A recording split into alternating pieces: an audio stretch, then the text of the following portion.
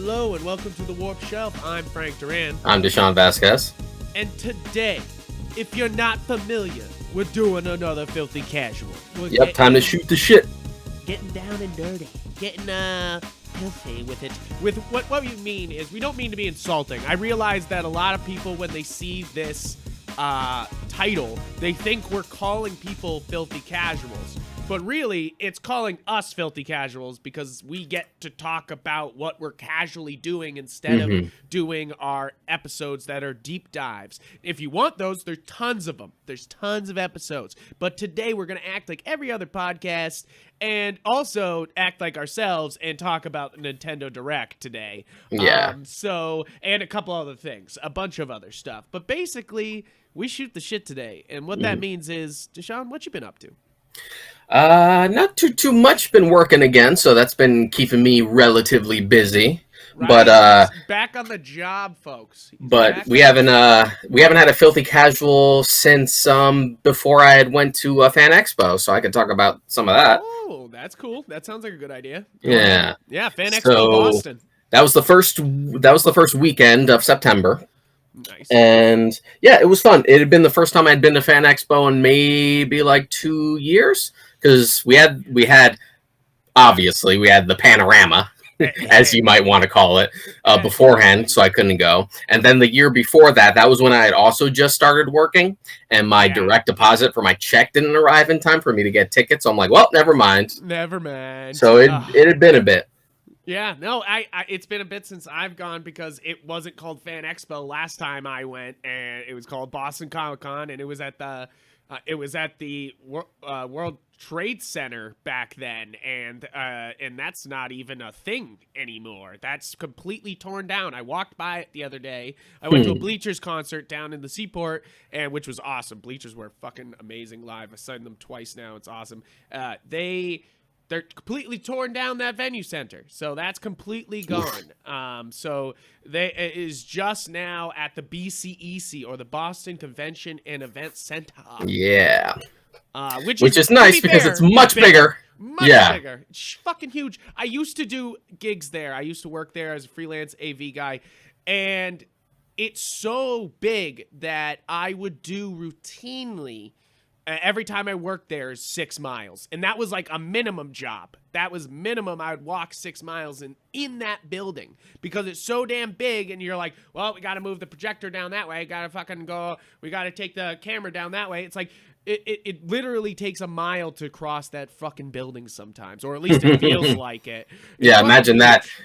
And huge crowds of nerds. Yeah, right. With a bunch of booths. It's good for Fan Expo, too, because it also makes it just as important as PAX East, you know? Like, PAX East is the other big nerd show that comes into Boston. I'm sure there's other nerd shows being like, hey, we're big, too. But come on. It's PAX East and it's Fan Expo Boston that are the big nerd shows that are in the city. Yeah. And PAX East is great. I've gone many times. I've worked PAX East as a booth babe for Bethesda.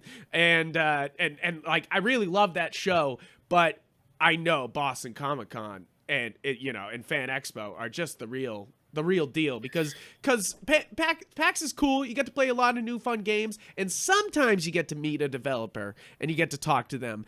But when you're at Fan Expo, you're talking to creators all over. That's the best part. It's been a nice compromise since they got bought out by the big Fan Expo chain, but also having to steer away from Comic-Con as a term because people were getting sued about it. Yeah, right. They're like, no, we trademarked that, and you're like, son of a bitch. Yeah, it's so stupid. But now that it's become bought out and has a lot more money thrown at it, there's much more in the way of celebrities and stuff like that in their own booths and getting to meet people, but not so much that it takes away from the other booths. There's still plenty of creators and comic book industry men and women there. So that's always good. It's not completely overshadowed in the same way I think San Diego or New York would be.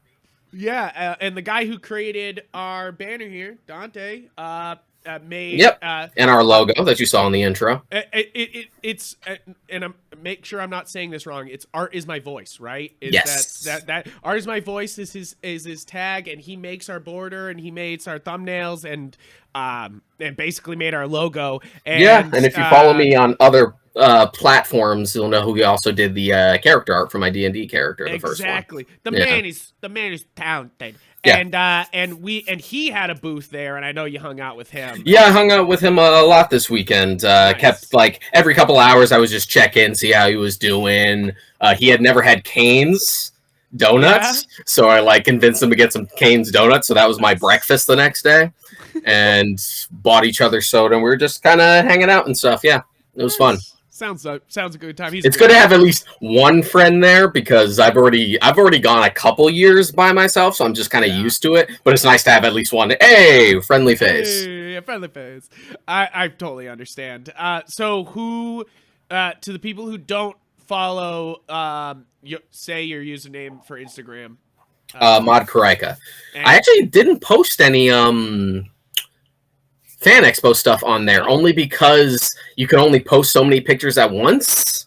Okay. Whereas, like, so they only went to, like, my Facebook, because I have just, like, hundreds of photos just to fucking put them out there and get it over with. And then I meant to do key ones on Instagram, and just never got around to it. Okay.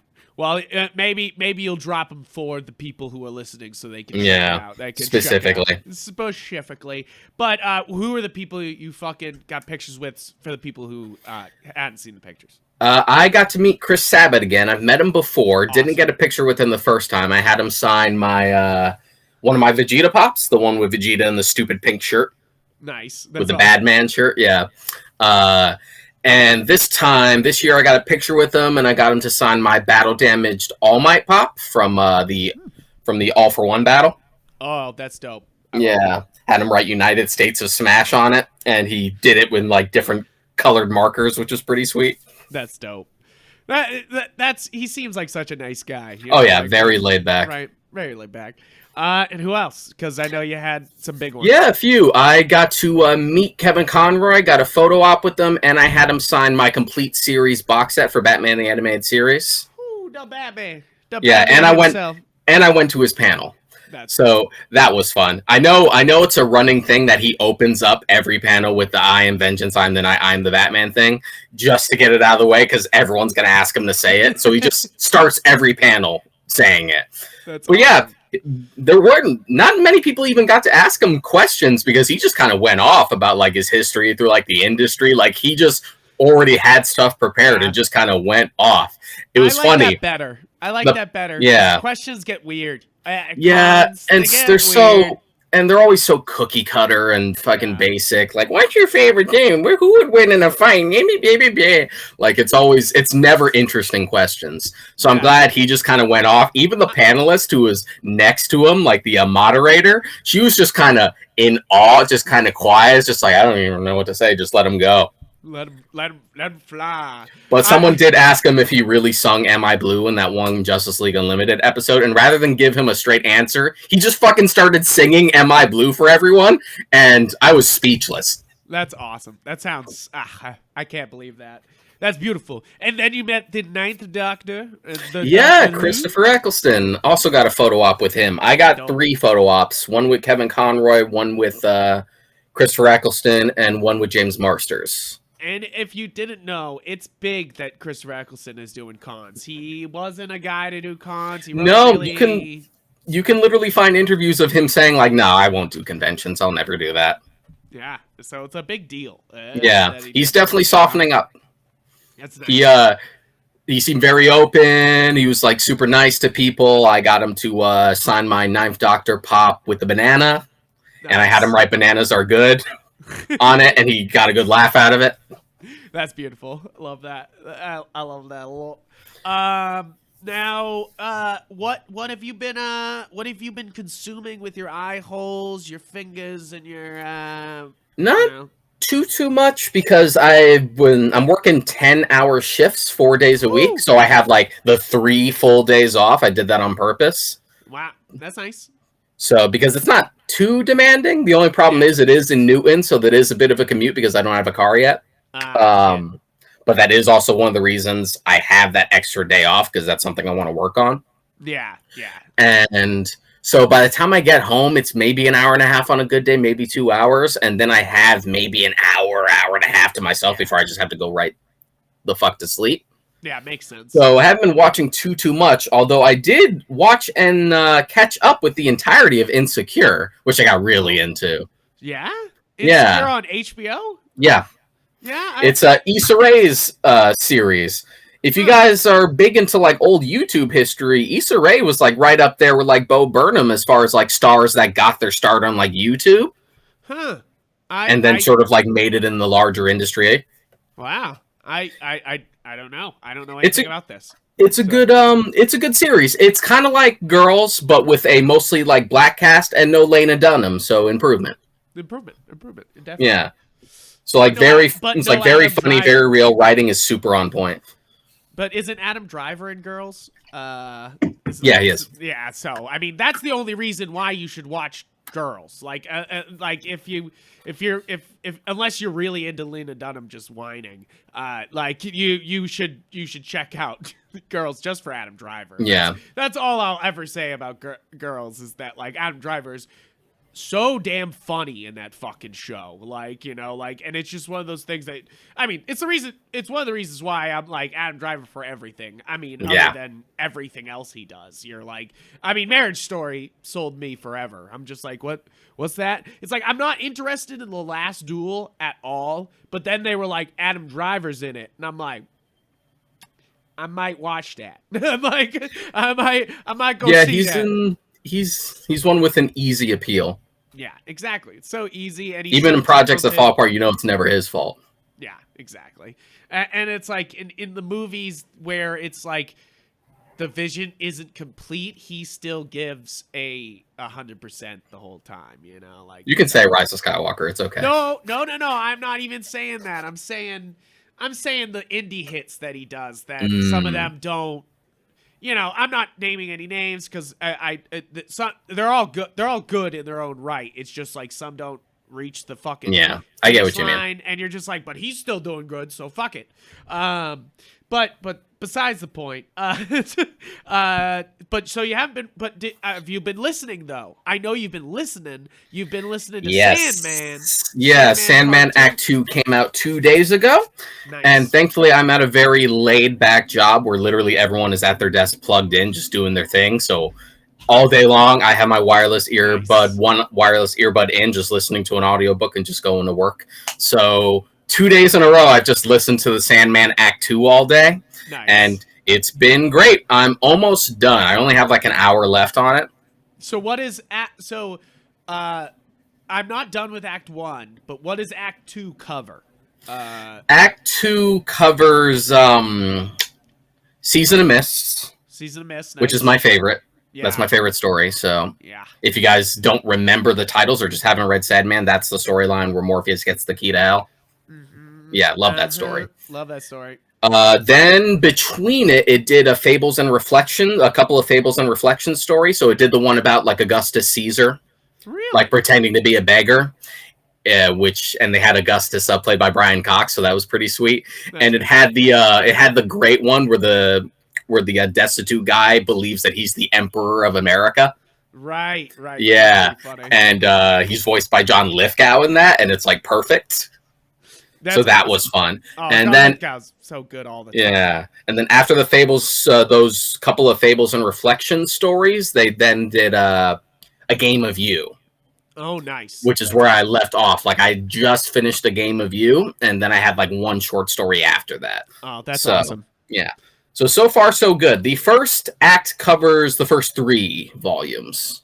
That great. I'm so excited. I really do love it. I just I have such a I need my music in the morning to pump me up, and if I don't get that to driving into work, I'm just like, but like it's like I try to listen to things, but then I'm like not awake because I've been like in the story, and it's like I need the music to get me fucking ready. Yeah, I definitely sort of feel that in the morning where I want something a little simpler.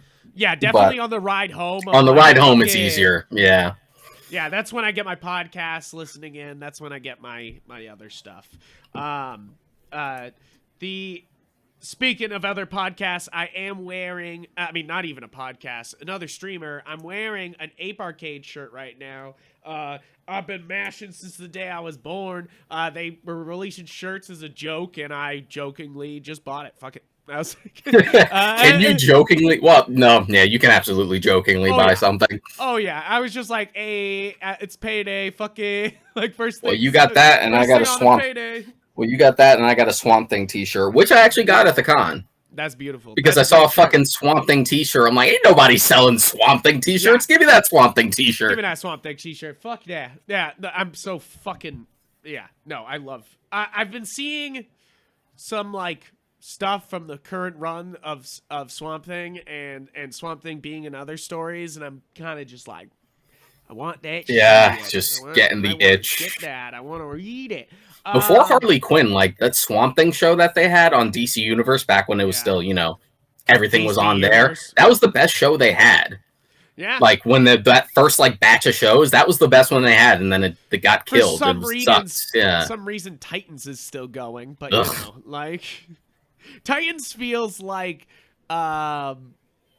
it feels exactly like a CW show, and that's probably the reason why they're just doing it. Like they're just like, why not? They're continuing to do their CW shows. Why shouldn't we? Mm-hmm. Not that. It's I've heard some good things about this current season, but I do. I'm not. Yeah, but like every time I hear good things about the new stuff, it's always the like, well, it gets really good in like season 2 or 3, and you know how I feel about any statement regarding that. Yeah, because like I'm like that's good, but that takes a lot of effort to get through that first season. Like. Yeah, you're just like, it's rough.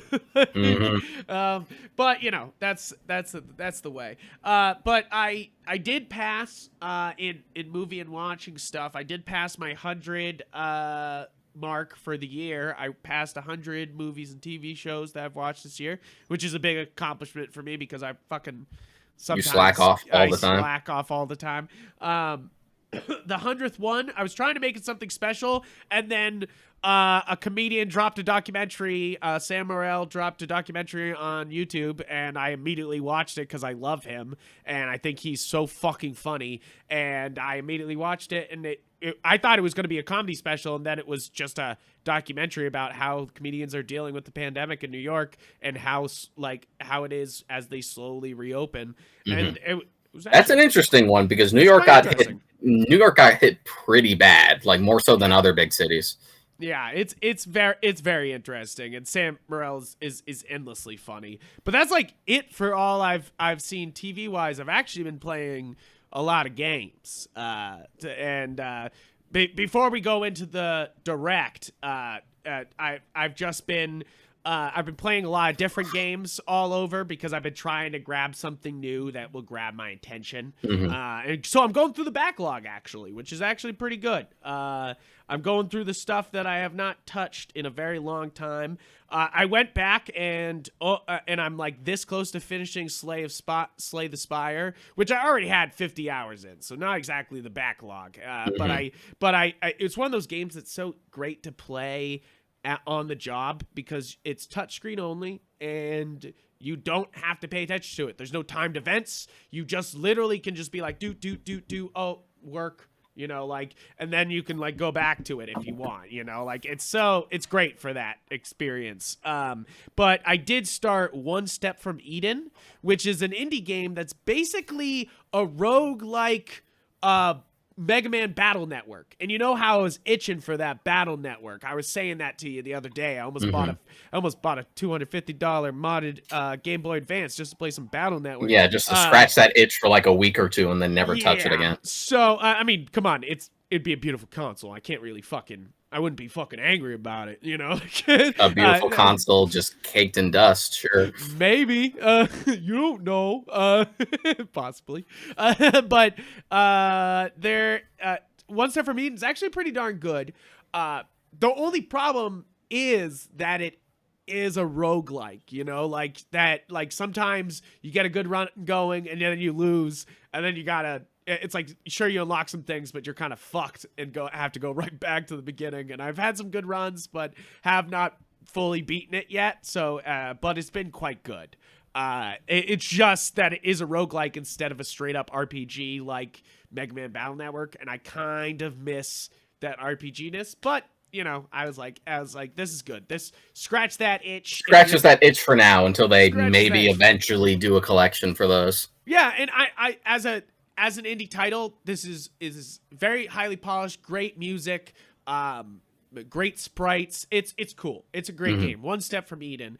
The other game that's actually a local game, a local Boston game that came out recently was Cat Lateral Damage, which we covered back in the GAU days, Yeah. and now it's got the Meowstered edition on Switch, which comes with even more levels, even more cats, even more cat pictures.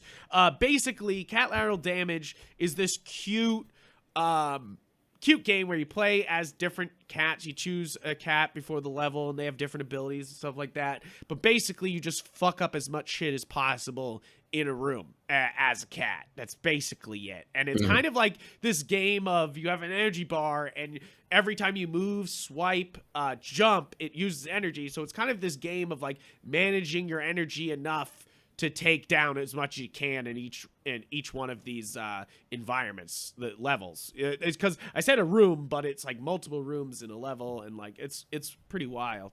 I'm having a lot of fun with it. It's so damn cute. The music's nice. I've unlocked every level. I haven't beaten everything yet, but I've unlocked every level. So it's one of those things where I'm just going through for the fun of it now, and it's just kind of a relaxing.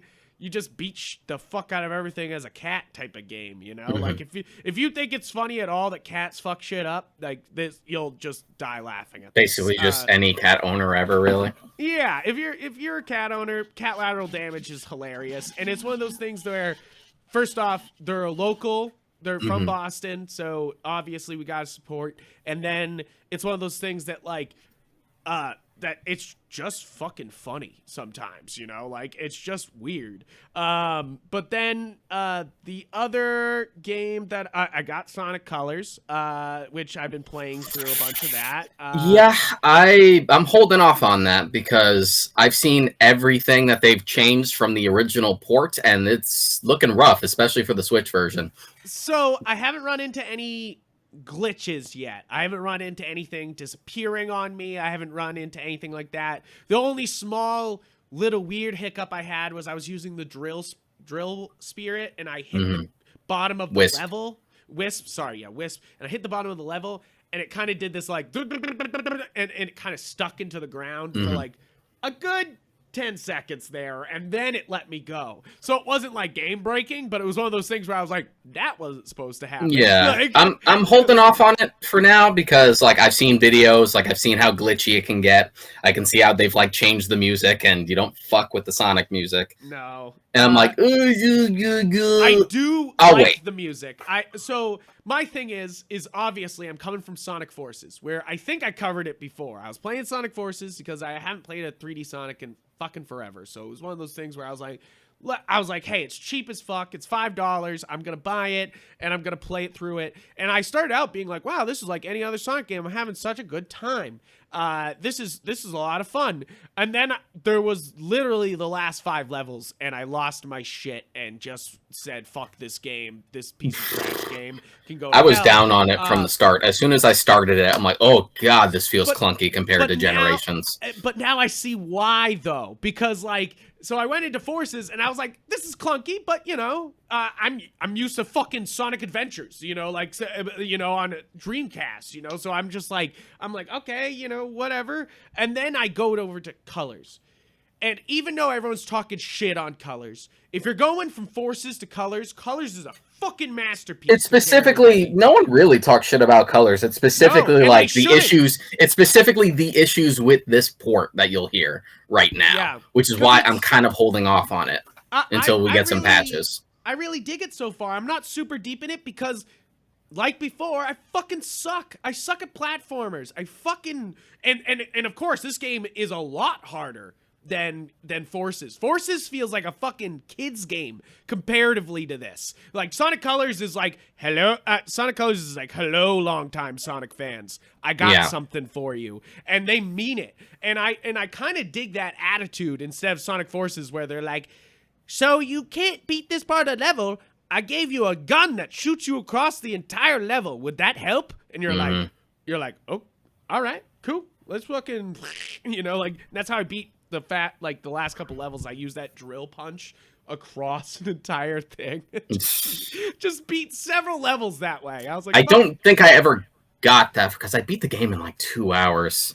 I was pretty much done. I didn't find any bit of it any difficult at all. It's not difficult. Even though they have an easier difficulty, I thought that was ridiculous. I was like, what could be easier than this? Like even though it's like that was the problem. I had such a problem with the last couple levels, but it wasn't because it was hard. It was just stupid, like small timing things and control things, and it was just like, fuck this. Like, no, this isn't the Sonic I signed up for. The beginning of the game was, the rest of it wasn't. Sonic Colors is more what I signed up for, where 3D Sonic, shorter levels that don't feel drawn out. They feel just good enough, like they really do. They feel great. They feel bite-sized. Yeah, pacing is a big thing. That's my biggest fucking problem with Unleashed. Is that I wouldn't mind the Werehog so much if every one of his stages was like half as long as they actually are. They're all like 20, 30 minutes long, and they're just so goddamn boring. Yeah, you're like, oh my god, end this shit. And that's what Sonic Colors, I think, does the best of the 3D games that I've played. I mean, I haven't played Generations, so I can't really fucking talk to that. But like and I know you're giving me that look, but it's one of those things that like I think they do such a great job of keeping the levels short, bite-sized. They have actual level design going on. And then I think the other best part is the when you're doing the Chaos Emerald levels, they're just Sonic Advance levels. And I fucking love that. Like, I'm a big Sonic Advance fan. Sonic Advance is probably one of the Sonic titles I put, the Sonic Advance 1, 2, and 3, I put the most amount of time in of the Sonic series. I've played Sonic 1 probably the most out of any of the Sonic series. That's probably the one I've put the most time in. What do you think is your game you put the most Sonic time in? Probably the first, probably Adventure 1 and 2. 2 especially because of all the Chow Garden shit.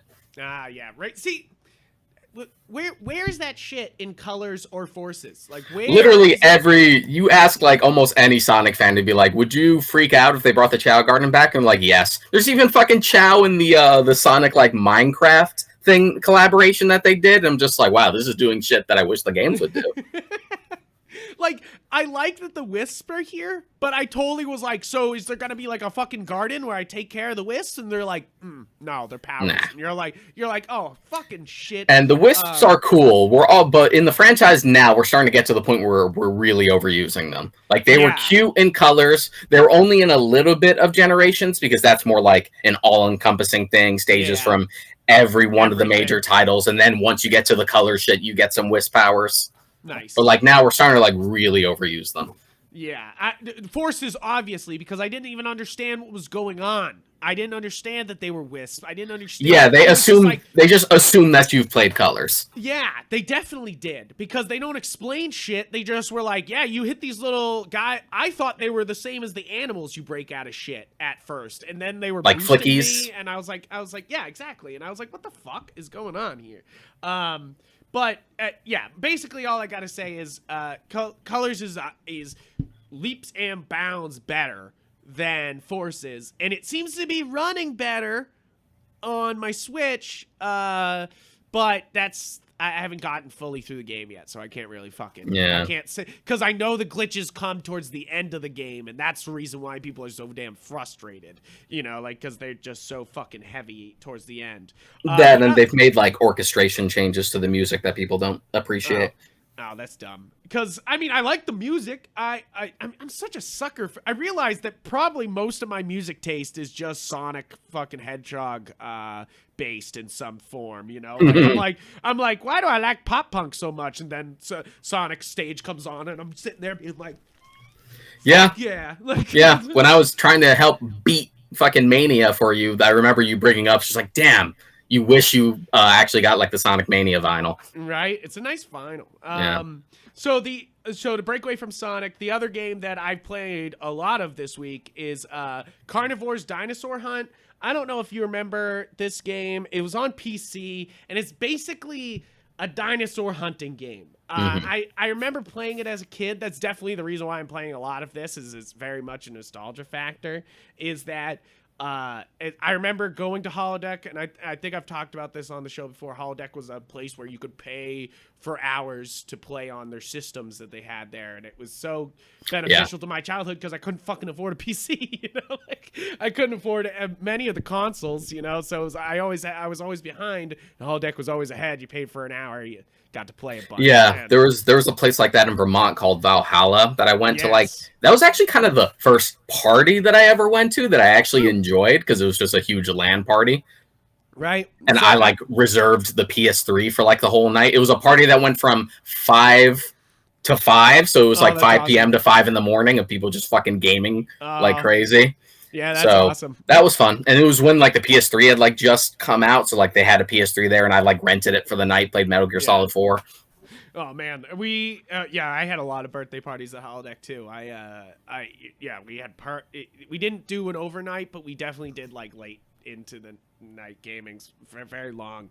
But Carnivores was one of the games that was on the systems there, and Carnivores is it really is just a hunting game where you're just like trying to stay quiet. You have a detector, and you basically can see where the dinos are, and then you got to sneak up on the dinos, and basically when you go to shoot them, it shows you where their lungs and heart is, and if you hit the heart, they die instantly, but if they if you hit the lungs, it hurts more, but you got to take multiple shots if you don't hit the heart directly. And it's one of those things that, like, at first I was playing it for nostalgia, and then I saw that there was leaderboards on the Switch, and then I just started going hard because I wanted to see if I could crack top 500 players in the thing, and I'm top 558 right now. I started out at about 2,000. There's definitely like about 5,000 people on the leaderboards, and I like when I first checked it, I was like, oh, I'm kind of high. I was like, okay, I'm 2,000. Let me see what I can do. And I just kept fucking grinding. And it's kind of a hard game because it's all about aim. And on the Switch, of course, it's like, you're like, I think I got it. you're like, I fucking think I got it. You're like looking at the handheld, like fucking pushing it close to your face. You're like, I think so. Like, and then you fucking take the shot and still miss, and you're like, fuck. But it's really actually kind of enjoyable, relaxing. It's another game that even though it has a leaderboard, I can pause and put it down and then keep coming back. It doesn't like, for some reason, a lot of other systems, when you disconnect from the internet, they disconnect you from the leaderboard, which I fully understand. They don't want you to fucking cheat. This one's like, I don't give a fuck, because it's not about time. It's about how many kills you get, how many, like from how far you shoot those dinos. I actually really enjoyed it. I don't think it's the problem with the game is it's obviously way too much of a grind. They're like, here's a rifle. That's your one weapon right now. You can upgrade it a little bit, but it's 500 points to get a crossbow, and you're like, oh, but it's 300 to unlock more dinos, and if I unlock more dinos, I can get more points, and you start doing that first, and then you're like, okay, I got a crossbow. You're like, what? There's got to be more weapons. There's only one more. There's a sniper rifle. There's only 3 fucking weapons in this game, and you're just like, oh no. And the crossbow, of course, has like super fall off, dude. Like, I'm shooting it, and it's like, you're like fucking hell all the time, like a fucking lawn dart. Yeah, you're like, son of a bitch. But I definitely switched back to my fucking I switched back to my fucking rifle the minute I was like, I unlocked the crossbow, did a couple missions with it, missed a bunch of dinos, and I was like, never again. Like, I was like, I don't want this shit at all. And I went back to the rifle. I'm like, I don't care if it scares dinos off. I'm gonna shoot them with the big fucking rifle. But it looks good on Switch. It runs well in handhelds. that's basically all I gotta say about that. But I'm top 500, baby. Talk about the 2 games, really, or 3 technically, that I've been playing. Yeah, what you been playing? Yeah, not too much, just because, again, only have the free days, and then mostly be like, hey, I got shit to write. Yeah. But so that hasn't changed, even though I've gotten a job. I've been playing Phasmophobia. I don't know if I brought this up before. Yes, I've seen Phasmophobia. Yeah. Ghost hunting game, basically. Yeah, basically. If you've ever seen any one of those stupid fucking TV shows where they like try to hunt ghosts because they found a light somewhere in a house, stuff like that, like Ghost Hunters and things like that. I love the joke that basically Ghost Adventures is 3 guys telling ghosts to square up and then running when ghosts actually square up. Basically. So it's basically that as a game, except in the game, the ghosts are legit, and you have to like go in with like specific tools, and you're supposed to like interact with them, use your microphone to like beckon them. You bring in stuff like you have to do a bunch of things that they have to trigger for tools so you can determine exactly what type of ghost it is, because there are like different varietals. And then basically once you discover like what type of ghost it is and what it can do and fulfill like different tasks, you can pretty much drive away. That's like the objective. Nice. But sometimes they get aggro and will just straight up kill you. So you have to go in with a team. So it's interesting. Like you can bring in a candle and you can like turn your mic on and be like, blow out the candle. Or if you know their name, you can like call their name, just like come to me. So you can speak actually in the game, and it does things. Yes, it uses mic functionality for you to like try and egg the ghost or like trigger the ghost to do something. That's fun. That's a lot of fun. That's really cool. So yeah, it's pretty cool. It's clunky and indie, but it's fun with a couple of people. Yeah, it sounds like you've been playing group games at least when you're playing. Because it's just like Among Us. I know you've been playing. Yep, I was playing Among Us. Had 2. This always happens when I play Among Us. Even if we're playing for like hours, I usually only have 2 rounds where I'm imposter, and usually I win because I've just found that I'm actually a better liar than I think I am.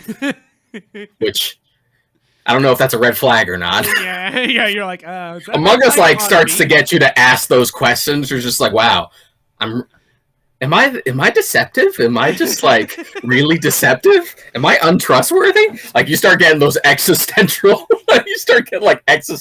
questions. But yeah, 2 rounds of imposter, lost the second one, had to pull the first one out of my ass because my partner got voted off pretty early on, and I just had to carry an entire round of like 10 people, having to be super bold and sneaky. So did that. Actually played some Civ 6. Yeah, Civ 6. Yeah, I was playing Civ 6 the other day.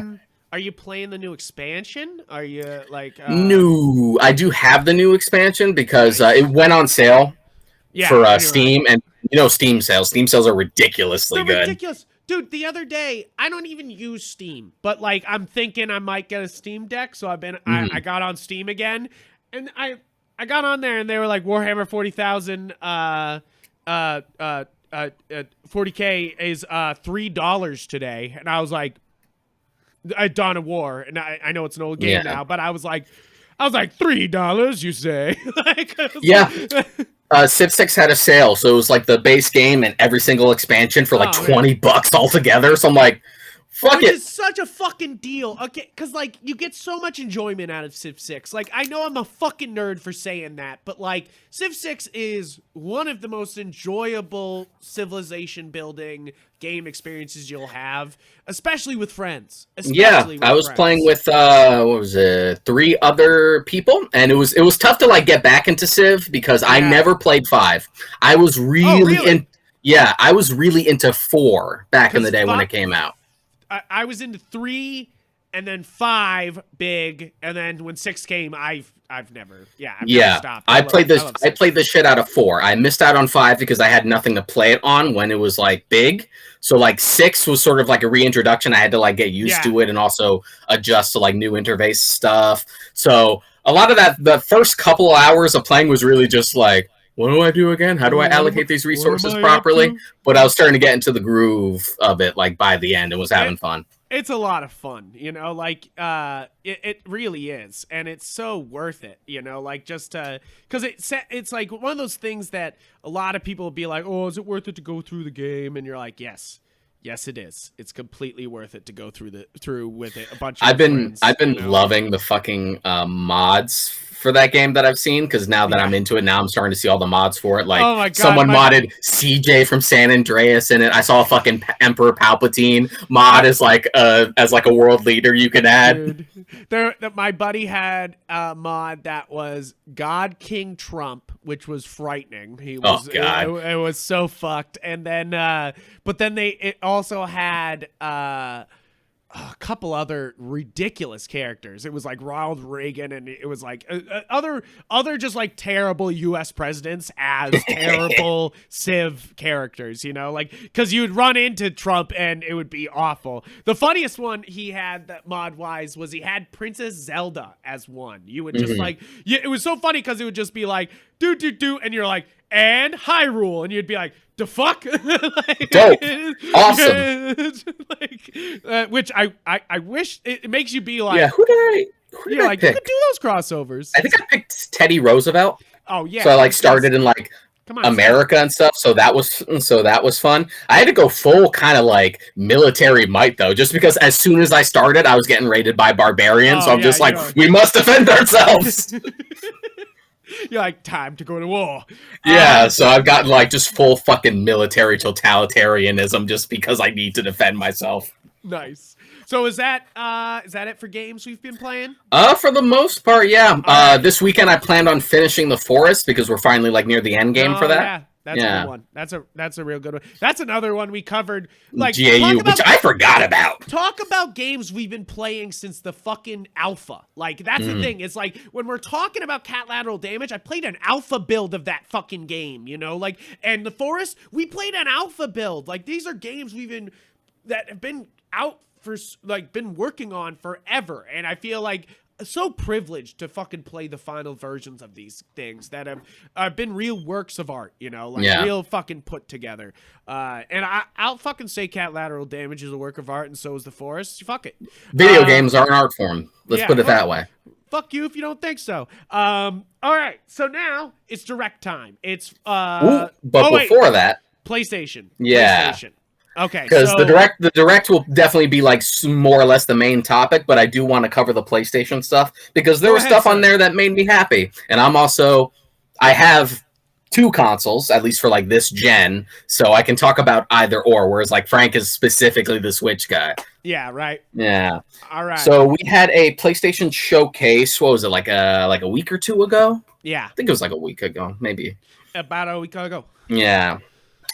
So it's basically their equivalent to the Direct. Everyone's sort of like following that model, which makes sense. It's too expensive to like do E3 shit and stuff like that. No, and it's like, and you can just rely on the Game Awards to do an in-person thing anyways, you know, might as well just throw shit. And plus, as far as like me being the guy who really likes narrative-driven experiences as far as video games are concerned, PlayStation's been really good about that for like the last couple gens. So yeah. So we had that.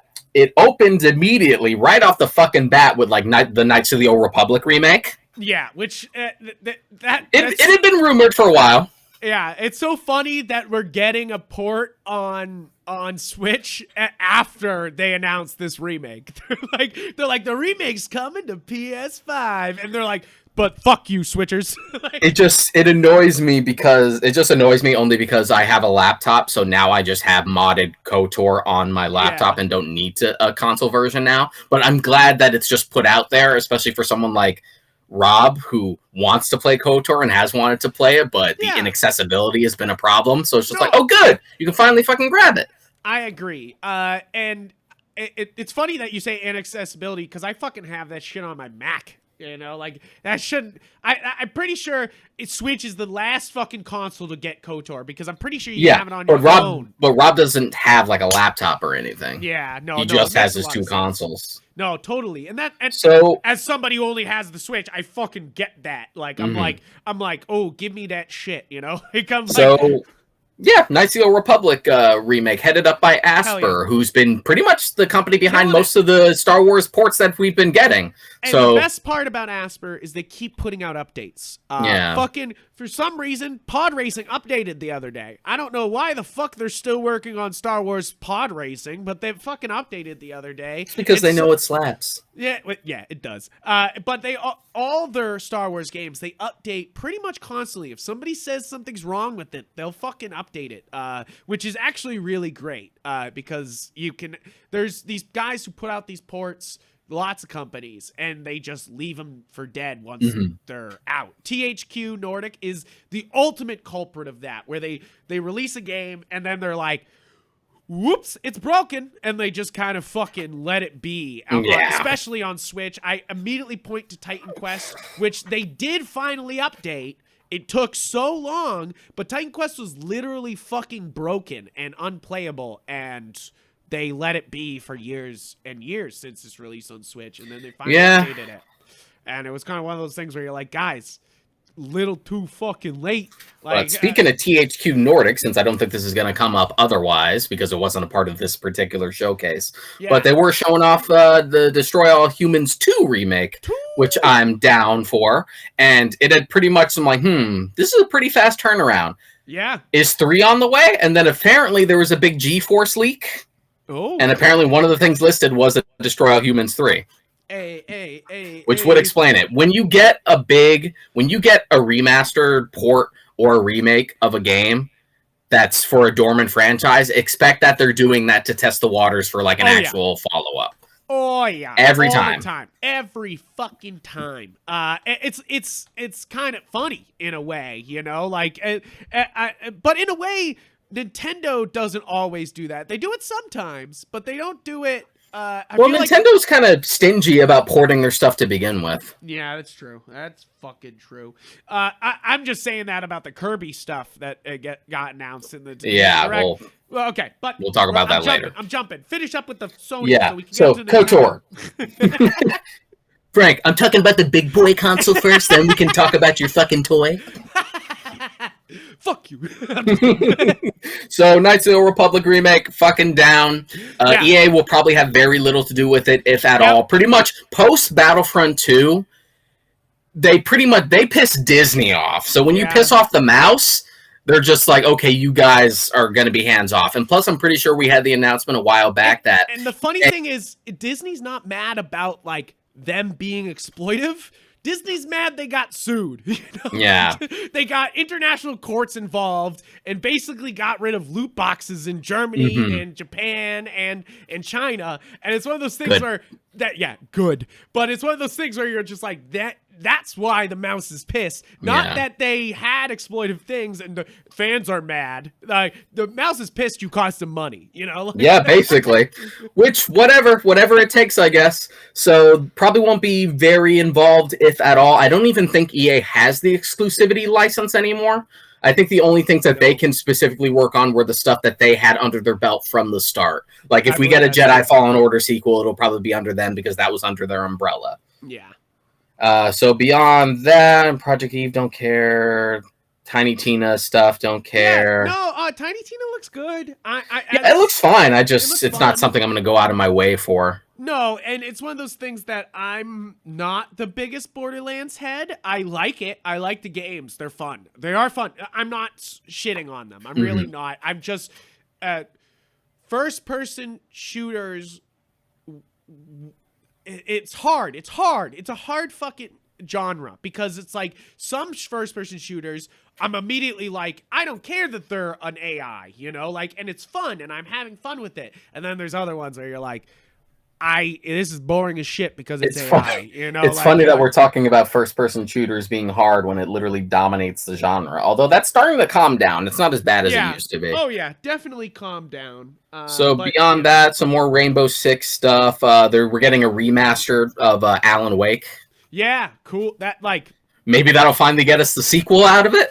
Yeah, that feels like a big testing the waters, you know, like a big hey, let's see if Alan Wake still has legs, you know, like Uncharted collection, surprising no one. Yeah. Every game plus Lost Legacy.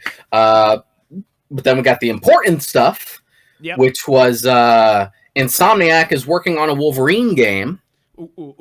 Yeah, which I'm down for. That's a damn good trailer. Nice little teaser. It's full of things to look at.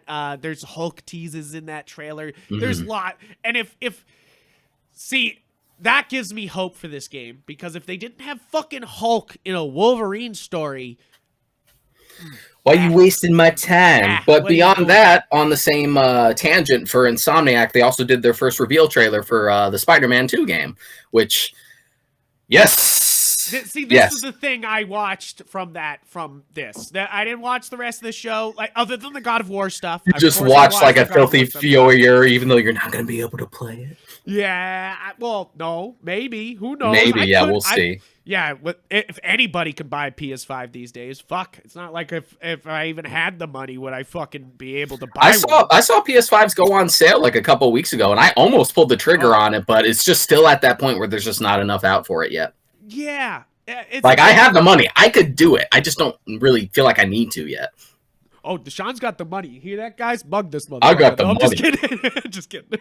But this is he's got the money for the PS5. But it's one of those things that, like, the Spider-Man, this just looks fucking awesome. Like, so we got big Peter and Miles action, so I guess they're both going to be playable. I'm wondering how that's going to work. Is it going to be like a thing where we switch back and forth to them often? Is it going to be a thing where, like, you pick one and that's who you play as, and we have like two different stories? I have a feeling it's definitely going to be a Grand Theft Auto situation where it's like they have their separate things going on, but you can just kind of be like, that's what I was thinking as well, but that's a little tougher to do with a sandbox like Grand Theft Auto. It's easier to do because they essentially function all the same, aside from like minimal stats that don't really matter too much. But with Spider-Man, with Peter versus Miles in a Spider-Man game, you have like their different abilities and stuff like that, and it's sort of hard to like balance out like ability trees if you're constantly switching back and forth. So I'm wondering how they're gonna do it. But I'm down for it. The first game was great. The Miles Morales like expand alone was great, and we're doing Venom shit, which is good. That was teased at the end of the first game as the post-credit scene. That's the reason why that game has so many costumes but doesn't have the black suit, which kind of bugged me. I'm like, okay, this game has so many cool costumes. Where the fuck is the most important one? Where's the most important one? And then you and then there was a post-credit scene at the end of the first game teasing Venom, like the symbiote stuff for Harry Osborn. So I'm like, that's why the symbiote suit's not in here. It's going to be a fucking plot point next time. But yeah, Venom's going to be in this one, and he's fucking voiced by Tony Todd. Right? That's crazy. It almost makes me be like, wait.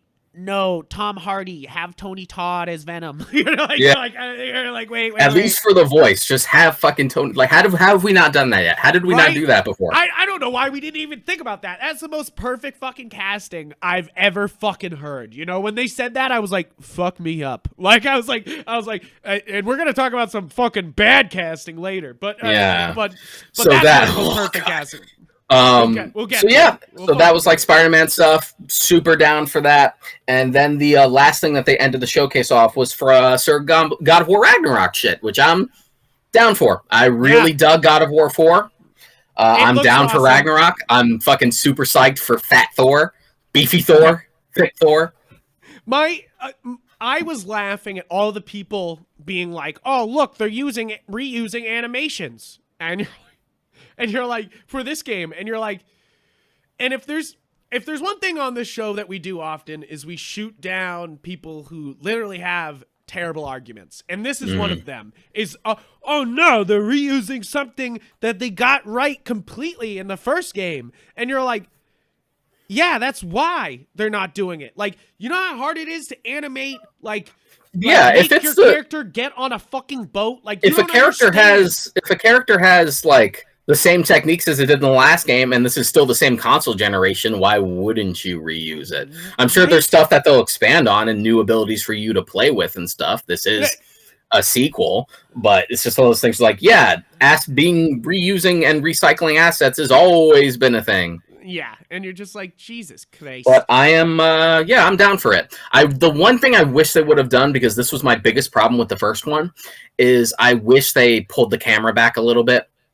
I like the third-person perspective that they picked, where it's kind of close in, a bit over the shoulder, but it can get a little weird during combat, even though they zoom it out a little bit. I wish during combat they pulled it back further. I don't need like a straight-up wide shot like the original games were, but I just want you to pull it back a little bit, because sometimes it gets too chaotic. Yeah, no, understandable. I think it's like, yeah, controllable camera would be very nice, but it's one of those things that, yeah, they're trying to give you a certain perspective the whole time, a very Which for the most part I was down for. Like the God of Yeah. War 4 was a very interesting shift because it's not really a hack and slash like the other games were. It has a hack and slash elements, but it also has like kind of combative RPG stuff in it. It's a different flavor. Like Yeah, it's a different take. It definitely seems more Dark Souls or Ghost of Tsushima than it does God of War in the way that the battles play out. You know, like, not that it's completely like Souls combat, you know. Yeah, I know what you mean, though. But you know what I mean. It's a little more deliberate, little slower, not as flashy, and like it really is a soft reboot of the franchise in both mechanically and plot-wise. Yeah. All right. So that's it for the PlayStation. That's a Sony. Let's fucking do it, guys. Let's get down deep, dirty, filthy casual like on the fucking Nintendo Direct. Now, I'll say it right here. This is one of the fucking best directs we've had in a long fucking time. And I don't say that lightly because I liked the other ones. This, though, came out fucking swinging, baby. This is like... This is a swing. This is a fucking big boy right here. I'm in a place where like there was a lot of shit in this direct that I just didn't give a fuck about, but objectively it covers a lot of bases and gives things that people have wanted for a while. So objectively, like, yeah, this hit on a lot of really good points. Even though for me, especially at the start of it, there was like 4 things in a row that I was just like, okay. Okay, well, first off, fuck you for not liking Monster Hunter. I don't know what's wrong with you. We've tried to talk you through this before. Monster Hunter, great. You wrong. Sorry. There's nothing to suggest that I wouldn't like Monster Hunter if I tried it, but I think I've had enough of your diatribes about it, and it just makes... Like, if you guys specifically watch the video version of the podcast, always watch my eyes just glaze over as Frank goes on about Monster Hunter for 20 minutes. Yeah, well, it's worth it, okay? No, I'm just kidding. Basically, if it's not your cup of tea, it's not your cup of tea. But basically, it's my fucking cup of tea, and I know it's a couple of people listening to this cup of tea. They're putting out a monstrous expansion to fucking hell, Monster Hunter, and basically I'm all about it because they it's next summer. It's called Monster Hunter Rise Sunbreak. It's not a whole nother fucking game you have to buy physically. Who knows how much it'll be, but it's one of those things where you always get an expansion to Monster Hunter. There's always Monster Hunter Generations, then there's Monster Generations X. There's always Monster Hunter 4, Monster Hunter 4 Ultimate. You know, like, there's always an expansion. So we knew this was coming, but for it to not be, like, just, like, an ultimate version of the game, and they kind of just, like, do some new things and, like, add old levels to it, they're saying they're going forward, which I think is a big difference for console Monster Hunter, or I guess the main line of Monster Hunter games, because Monster Hunter World definitely had expansions and, you know, like, and with Iceborne and everything like that. So this is kind of their step towards that model of like, hey, we're going to put out like full on DLC, which I'm so for it. Monster Hunter, because they refuse to use like numbering anymore, I guess. It's sort of hard to judge from someone who's on the outside looking in as to what counts as main series, because you could say Nintendo because that's where their home has been for a while, but Monster Hunter started with Sony. It's true, and the PC version of Monster Hunter Rise is out or is coming soon. I don't really care, so I don't really check, but it's coming soon, and this DLC is going to launch on PC at the same time as Switch, so there's no time to release anything like it was before. So that's cool, but I know you didn't give a fuck about, and I was laughing. I let me roast fucking NintendoSoup.com right here. They're like, Final Fantasy finally gets a racer. You're like, finally? Who the fuck was saying Final Fantasy needs a fucking kart racer? Who the fuck wanted Chocobo GP? Who said this? Like, I wasn't surprised. The weird thing about that announcement was people being surprised about it. Chocobo racing has been a thing for a long time, and this is essentially just another Chocobo racing game, so... Sure. That I'm not against. It's just it's like, because I already knew it was a racing thing, and it's been mini games before, and of course it was its full game, and like, so I know about this series. It's just funny because they're like, I love Nintendo Soup being like, finally. You're like, who the fuck? Finally. You're like, finally? Who the fuck was like, I love Final Fantasy, and I could use more entries in it, but I could use a kart racer. You're like, no. An announcement like that doesn't warrant a finally. It warrants at best a, oh, cool. Yeah, no, definitely. And like, I definitely... Although, to be fair, a lot of Mario Kart clones end up being better than the real Mario Kart, so who knows? I was going to say... I doubt it for this, but... I doubt it for this, but I do like the one thing that I think that is a good idea here, and I'm sure Mario Kart will steal it later, is the upgraded spells. I like that you go Fire, Fire, whatever the fuck. Firaga. Yes, thank you. And sorry guys, I'm dumb as shit. And and I like that upgrading thing. I'm like, hey, that's a cool idea, like, but will it work? Who knows? Will it add a completely unfair advantage? Who knows? I'm sure if it does work, Mario Kart will steal it in their next one, because this is how this always goes. That's kind of how I view every kart racer now. Is I'm like, what good parts about this will Mario Kart steal for the future? Yeah, basically. Like I was talking about this yesterday with like the Mario Kart clones that are sometimes actually better than actual Mario Kart. Just like, what do you mean? I'm just like, Crash Team Racing and Diddy Kong Racing were both better than Mario Kart 64. Right? You're just like, wait, hold on.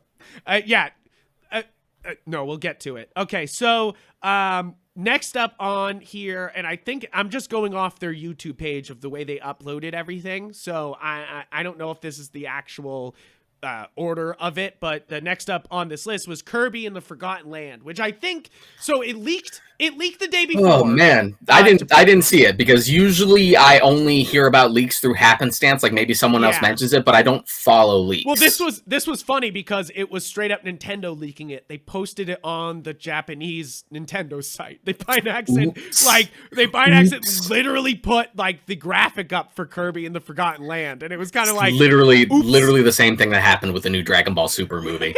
Just like oops. You're like, ooh, social media guy's gotten fired. But hopefully not. Hopefully he keeps his job for this, because really, I was just excited to hear that there was a Kirby coming, and then for it to not be a weird fighting game or a racing game, but like an actual, like so it's not a 2D Kirby, which we're very used to. This is a 3D, very much, I wouldn't say Mario Odyssey. I would say this is more Land or a Yoshi game, where the levels are contained. You can tell it's not open world. That's what I hope nobody gets that impression from these trailers. Yeah, which who the like, Kirby's not really a franchise that lends itself to open world, so I wouldn't expect that anyway. But just the idea that we're finally getting that transition to like an actual 3D Kirby game, because there's no reason this franchise shouldn't have made this transition already, especially because the main games have just gotten kind of stale. Like Star Allies was all right, but it was just same old again. We needed that shot in the arm. I've been saying this for a couple years now, and so I'm like, okay, finally 3D Kirby game, good, this will mix things up. I really hope this is the shot in the arm. I really do. I mean, it's one of those things that Kirby's big, but obviously Kirby's a fucking superstar, and like Kirby should be next to Mario all the time, and it's not happening. And next to Mario and Link, it should be like, when you're talking like the top Nintendo franchise, it should be Mario, Donkey, Link, and Kirby, but it's not. It's like he's not in that fucking talk. It's also super fucking funny that just what we've seen gameplay-wise of this game pretty much confirms the inference that the Kirby world is post-apocalyptic Earth. Right. That's something that's been heavily implied in the games, but never outright confirmed, but it's been theorized about, and the implications are there when you know where to look. So this game basically just confirming that is really funny to me. I retweeted it yesterday from ProZD, and I love it. He's like, it's a comforting thought to know that Kirby will outlast civilization. Yeah. Yeah, that is comforting. That's good to know. In a little bit of news we don't care about, 3 boards are being added to Mario Party Superstars. I'm definitely gonna buy this fucking game. Yeah, I mean, it's Nintendo basically just giving up. Just like, we just can't. Can we not do a Mario Party anymore? Just do the old shit again. It really is, though. They were like, so people didn't like us making new Mario parties, so back to the good stuff. And which, for me, I'm like, yes, okay, give me new graphics, same old Mario Party. I'm sure, if you want to just give us the good mini games with like the good shit, but with new graphics, sure. I don't care that you're admitting failure. Just whatever, as long as it'll be good. Right. And then there was Animal Crossing news that they're going to have a complete separate direct for just Animal Crossing news, which I think is very smart. Don't waste our time on a, is it 2-year-old game now? So, funny thing about the Animal Crossing is that, one, I skipped it, but I timed it perfectly, where as soon as I saw the Animal Crossing model, I scrubbed ahead on YouTube, and then I got to, let's move on. Let's move on. That's too funny. I love so that. I like cackled at that. And then there's also another free update they're doing for Mario Golf Super Rush. Mm-hmm. I still haven't pulled the trigger on Super Mario Golf Super Rush, but it is comforting to know they're updating this game more than Mario Tennis, more than Mario Party. So they're obviously leaning into it real hard. Leaning into it, which is nice, you know, because it really could have just been like, nah, fuck that shit, you know? So I'm glad I'm one of the people that would buy, you know, Mario Golf. So it's one of those things that I'm like, shit, maybe someday. But the other thing, I brought up the Animal Crossing Direct. The other thing that was kind of surprising is that they kind of announced that they're doing a separate Direct for Super Smash Brothers for the Final Fighter. Doesn't surprise me. They do that. They've been doing that since like Smash, Wii U, and 3DS. It's just funny. Smash gets its own thing. This is just an announcement of an announcement. I love that because it was like, you know, you see all the fans there, like you got Mario Party fans, you got fucking Kirby fans all excited, you got all these people excited. Everyone's getting a bone. And then all of a sudden, Super Smash Brothers and Animal Crossing, they're like, come back another day. Yeah. And you're like, that's fair, though, because these aren't new games. These are games that are already out. They kind of deserve their own thing, so you're not wasting, like, the general public's time. Yeah, it's one of those things where, like, fans of Animal Crossing, there are fans of Animal Crossing and Smash who are only fans of Animal Crossing and Smash and only show up for that. Yeah. The other update thing that was in this was the Hyrule Warriors is getting another expansion pass DLC thing, which oh my god, did they lean into fucking Hyrule Warriors. It's one of those things that I thought they would just be like, okay, that didn't do well, fuck it. You know, like they would be like, we're going to leave that be. But instead, they're like, no. I think it's specifically because it fits into like Breath of the Wild canon as like an actual prequel, like during wartime. So I think that like sort of like, oh man, it's important, like has really helped like people really get into it. Yeah. Okay, so other things we didn't give a shit about. Disney Magical World 2 Enchanted Edition. Good for you, Disney fans. Glad you got that.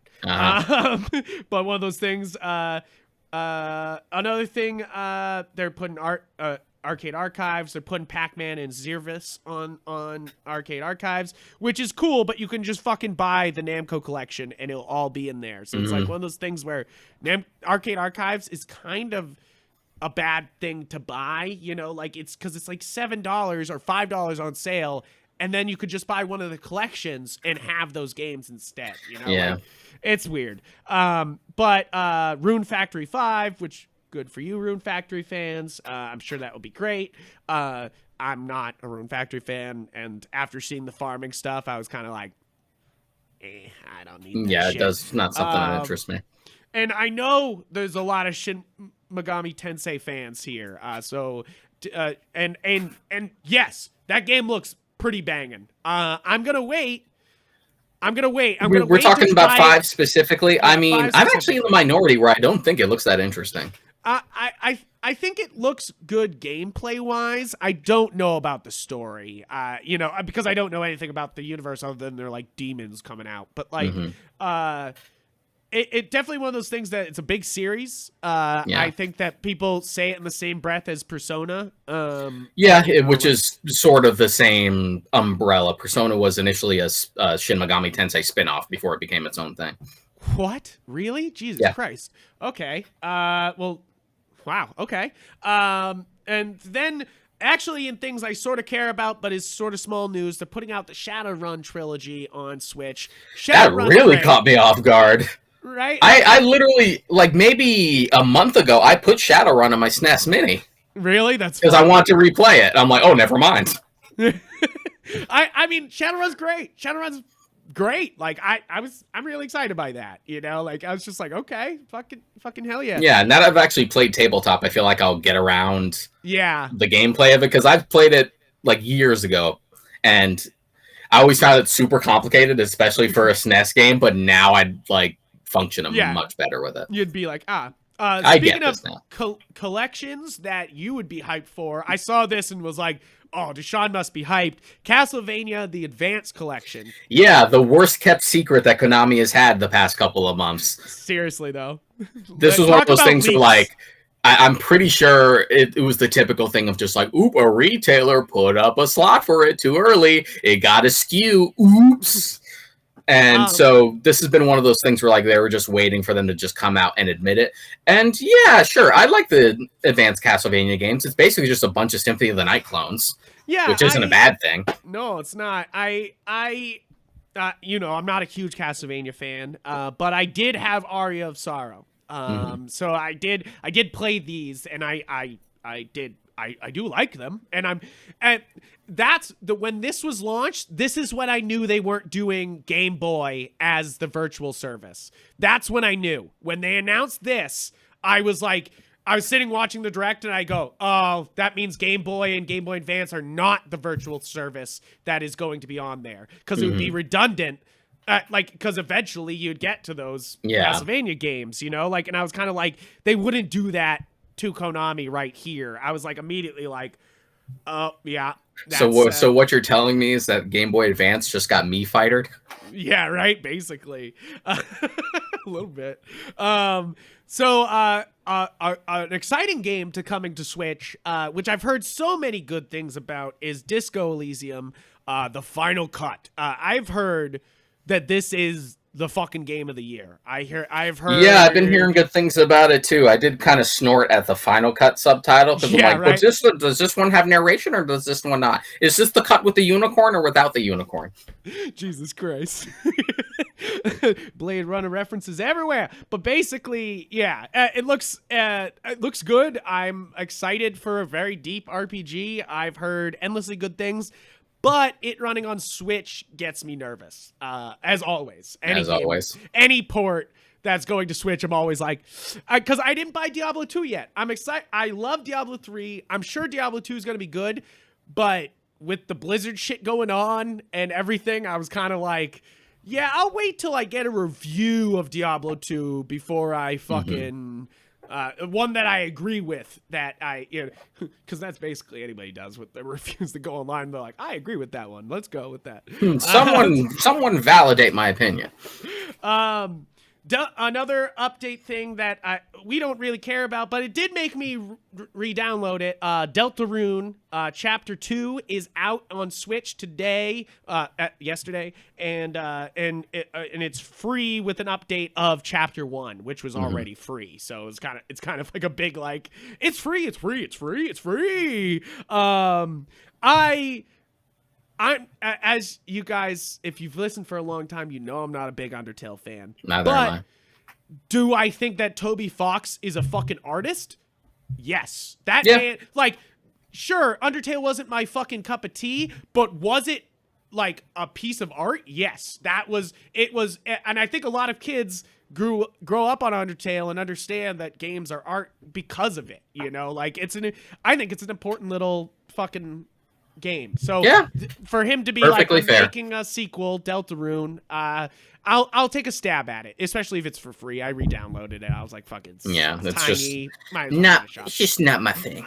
Another thing that I don't care about, but I think you've played. Have you played the Dying Light series? Just a little bit of the original game. It was one of those things where back when I worked at a GameStop, you could always like sign out a game for 3 days, and I like played a little bit then, and then like had to bring it back and wanted to play more, just never did. Nice. So we get 1 and 2 as cloud versions on Switch, so that's interesting. Mm-hmm. A game that I really didn't. I've never played the classic NES Super Nintendo game, and I'm gonna probably mispronounce this, but Arc Tracer Renaissance. Yeah. ActRaiser. It's. I don't know anything about this game, but ActRaiser's good. ActRaiser's great. Yeah? Yeah, big like almost like Castlevania-ish combat, but it also has like life sim elements to it where you like build cities and stuff. Yeah, it's a really interesting like blend of genres, especially at the time it came out. And I'm down for like an updated port. I'm just not sure about these like PSP ass graphics for it. Yeah, it's definitely like it's cool, but it makes you be like, in a world where we have the next 2 games we're talking about, just the next game we're talking about, Triangle Strategy, you're kind of like, no, everything that's 2D, give me the HD 2D. Don't mess it up. I love pixel art and like sprite work, so I'm always down for that. But this literally looks like what a PSP port of ActRaiser would have looked like, and it's like kind of weird to me. So before we talk about Triangle Strategy, I did finally play the demo yesterday. After I've had the debut demo downloaded on my Switch for a very long time. Yeah. And since they announced it, and you played it, and you liked it. Loved it. I can't wait to. I'm getting it. I fucking agree, man. I played that demo, and I would say it to everybody: go get that demo before they fucking take it down. Yes. Sign me up now. Fucking, I don't care about your silly fucking name, Triangle Strategy. I don't care if that's the final title or not. It's fucking bad. Yeah, I mean, Octopath Traveler was just Project Octopath for a while, so it didn't surprise me that they were just going to stick with Triangle Strategy. Right? And it's one of those things that like, it's so well done.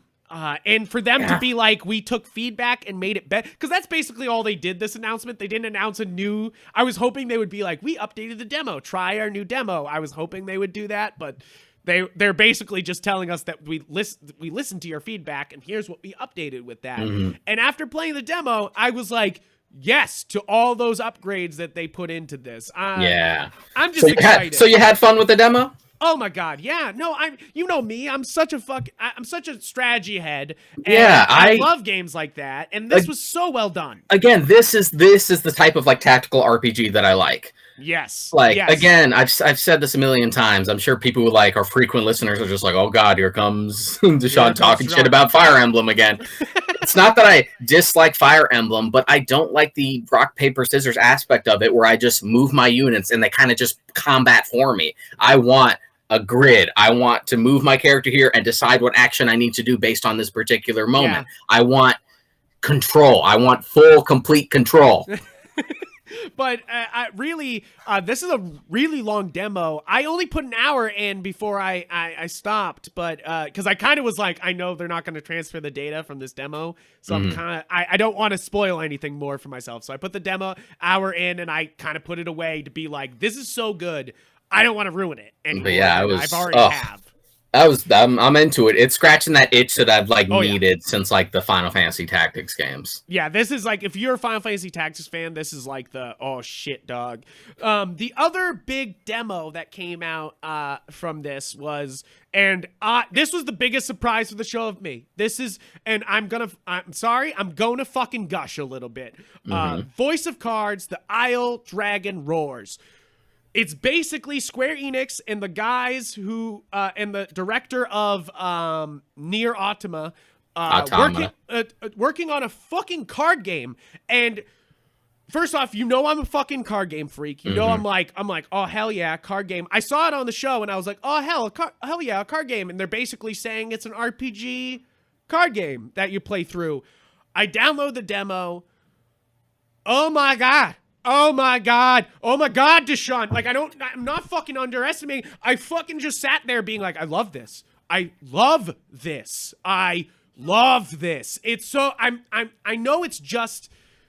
The thing is, it's just for me, like I don't care if anybody else gives a shit. To be honest, I had actually forgotten about that until you brought it up. I'm gushing, man. This, because of course I love card games. I already said I was playing a bunch of Slay the Spire. This fucking stands with Slay the Spire as being a good card game, but also being like deep as fuck RPG wise. And sure, there's not much deck building going on in the demo. That's my only critique so far, is that like there's not much deck building going on, but because you're upgrading the character cards, like it's different in that way, where it's not a deck building card game. It's like you have cards of characters and you can upgrade them, and there's certain cards that go with the cards. Yeah. And I like that. It's more RPG-ish.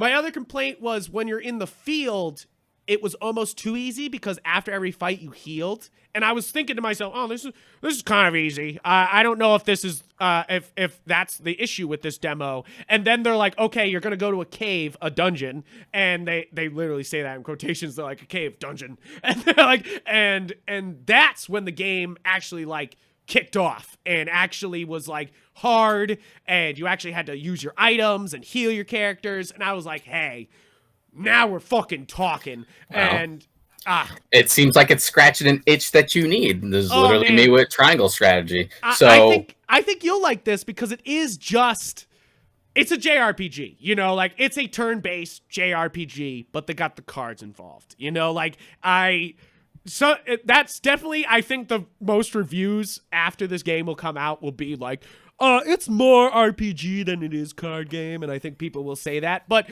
it's fine by me. I had to fucking pry myself away to record with you today. I was like, put the fucking game down, Frank. I was like, put it down. Like, I was just like, I was like, this is too good. I'm literally gonna, after we're done, I'm gonna fucking play some more of the game because I'll play the demo again and again because that was great. And I don't care if they even transfer the data. This was I'm so fucking hyped for this. I'm so excited because it's coming out October 28th, so I don't even have to wait that long. I literally only have to wait a month, and then there it is. And I'm like, thank you for this beautiful present from me. But okay, done gushing about the card game, but seriously, it was one of the best things that was demo-wise put out yesterday. You could try it right now, give it a shot. Now, but here comes the big swings. Here comes the big fucking, this is the Nintendo headlines you probably saw already. So we'll start with the kind of smaller news. They showed off more Splatoon 3, which I know you don't give a shit about. Nope. But as a guy who loves team shooters, my boys are down to play, so that means I'm down to play. I was asking my friends I play all the team shooters with, and I was like, we squadding up for Splatoon 3, and they're like, you bet your ass I'm squadding up for Splatoon 3. And I was like, hell yeah.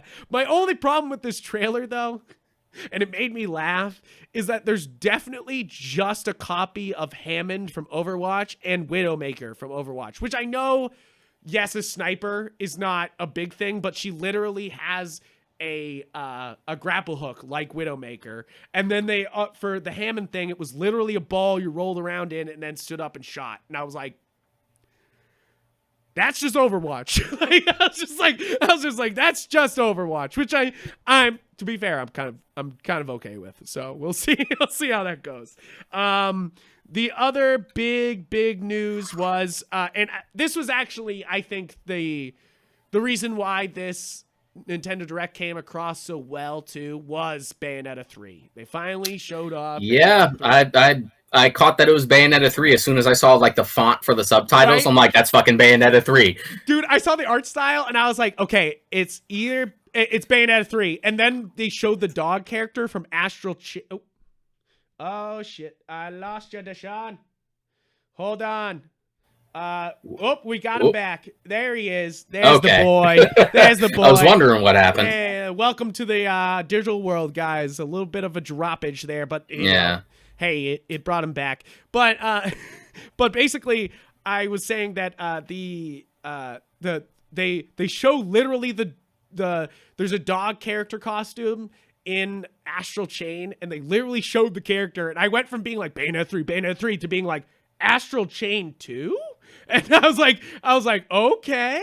And then Bayonetta fucking kicks the dog out of the way, and I was like, Bayonetta. Yeah, like, I'm down. And she also has a different hairstyle. I was hoping for that. I want her to have a different look every game. Every time. I agree. I think that it would be dumb to just be like, we nailed it with 2. Why not just keep that? I'm like, yes, let's change it up. Let's keep it fun. And really, this game looks wonderful. Like, what the fuck can I say? I love Bayonetta 1. It's basically a female-led Devil May Cry. Bayonetta 2 is a masterpiece of its own. I think it stands above Devil May Cry. I think the Bayonetta 2 is the big jump. And then you're saying that I would say so. 3... DMC5 is really fucking good, though. Yeah, I haven't played that one, so I can't really... I played a bit of it. No, to be fair, I played a bit of it. I liked it. I like... You get to ride around on somebody while you shoot them. What the fuck? I mean, what other game do you get to do that? Where you're just, like, riding around on a demon, shooting them in the fucking head. But Bayonetta 3, you finally get to control the big demon summons that you've been doing the past 2 games. Yes, please. Yes, please. I want it. Thank you. I mean, you had me at Bayonetta 3. It was just a matter of actually seeing more about it. Right? You had me at like, if you were just going to put up like another version of Bayonetta 2 and called it Bayonetta 3, I would have bought it. But you saying that you're changing it up, making it bigger, making it more blockbustery, I'm like, hell yeah, bruh. Let's fucking go.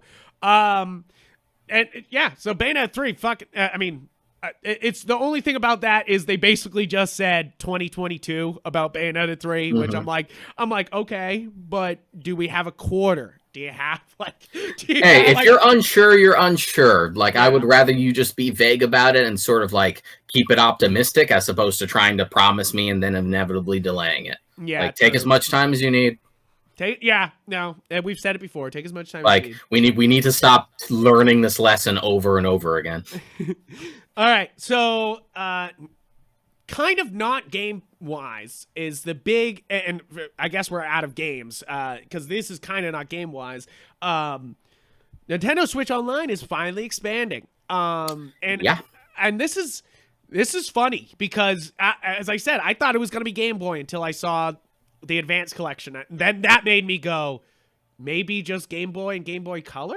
I thought for a second. Then I was like, and the minute they were like, we're talking about Nintendo Switch Online, I was like, N64, isn't it? And I love this because it actually shows some thought from Nintendo, does it not? That we had a NES Mini, we had a Super Nintendo Mini, you had it's technically a Genesis Mini, but they weren't involved in that. But like you know, like, and everyone was going, give me the N64 Mini, and basically Nintendo looked down from on high and was like, no. And everyone was like, why the fuck not? And then now we see why, because it's an additional payment you give to Nintendo Switch Online, and you get N64 and Genesis games, which I said in my tweet, how much of a fucking flex is it that they have Genesis also on this? Which I know, I know they've always... Well, I mean, where else is Genesis gonna go?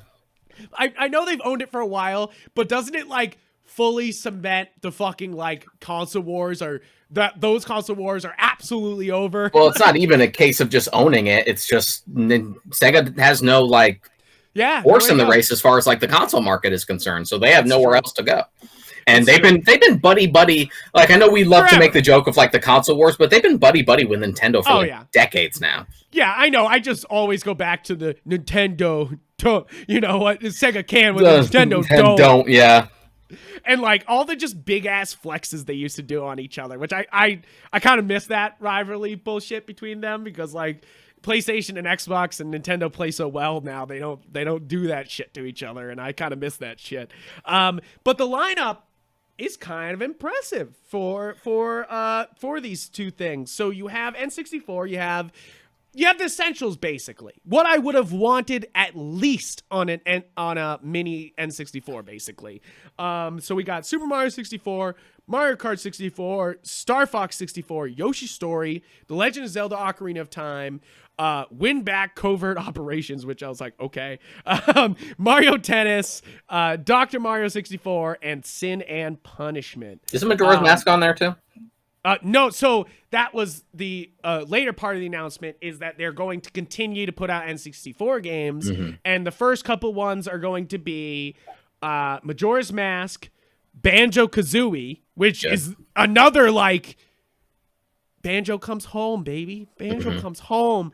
Then you got Mario Golf and Kirby are the other ones they showed off as in development, coming to the N64 emulation.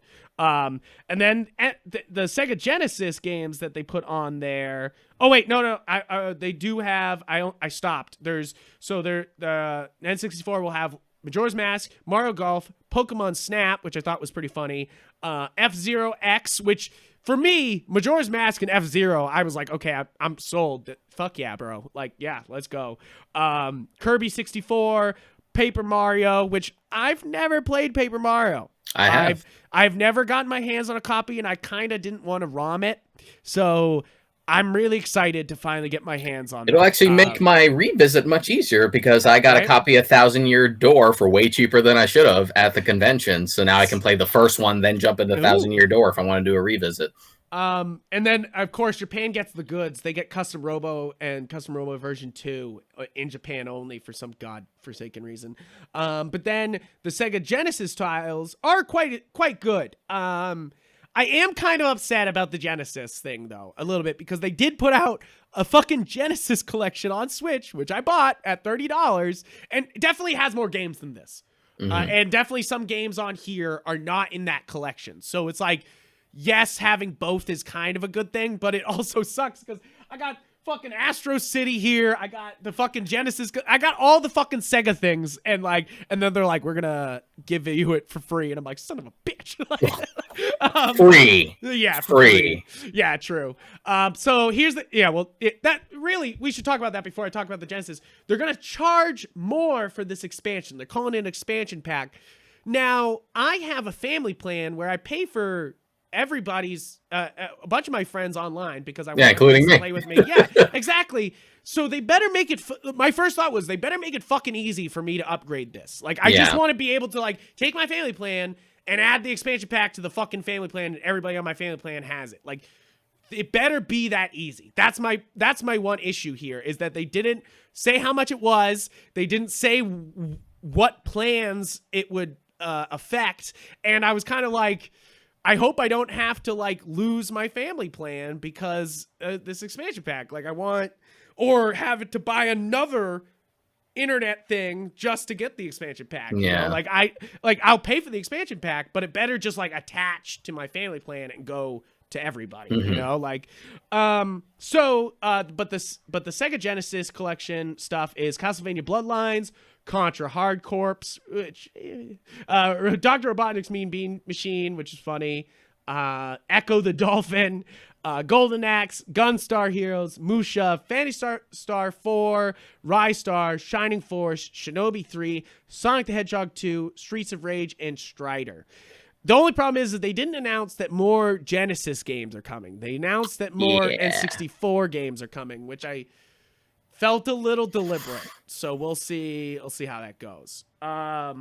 So that's the big, like, hey, that's crazy. But they also have the console controllers for sale on the Nintendo site just for the NSO subscribers. So if you which is really cool. But it doesn't mean you have a better chance of getting it.